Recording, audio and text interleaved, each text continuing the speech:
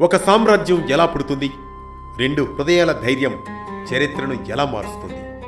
బంధనాల నుంచి బయటపడ్డ సంకల్పం సింహాసనంగా ఎలా మారింది? కత్తి కన్నా విశ్వాసం శక్తివంతమా? ఒక్క గురువు మాట ఇద్దరు వీరుల జీవితాలను ఎలా మలిచింది?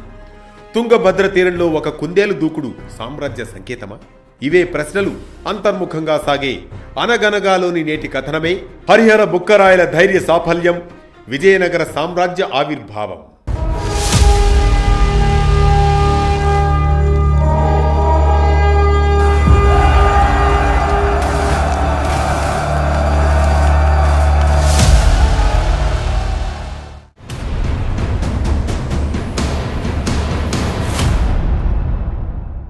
అనగనగా దక్షిణ భారతదేశం రాజకీయ అశాంతితో తల్లడిల్లుతున్న కాలమని. కాకతీయ సామ్రాజ్యం పతనమైంది. ఢిల్లీ సుల్తానుల దండయాత్రలు ధర్మాన్ని, దేవాలయాలను, ప్రజల ఆత్మవిశ్వాసాన్ని భారీగా దెబ్బతీస్తున్న రోజులవి.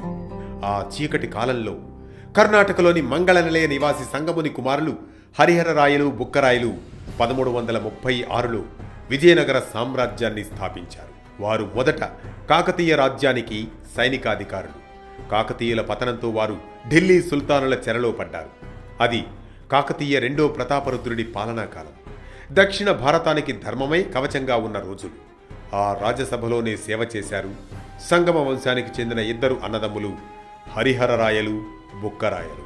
అన్నా, కాకతీయ ధ్వజం కూలిపోనుందా అంటూ బుక్కరాయలు హరిహరరాయలను ప్రశ్నిస్తాడు. బుక్కరాయ, కాలం కఠినంగా మారు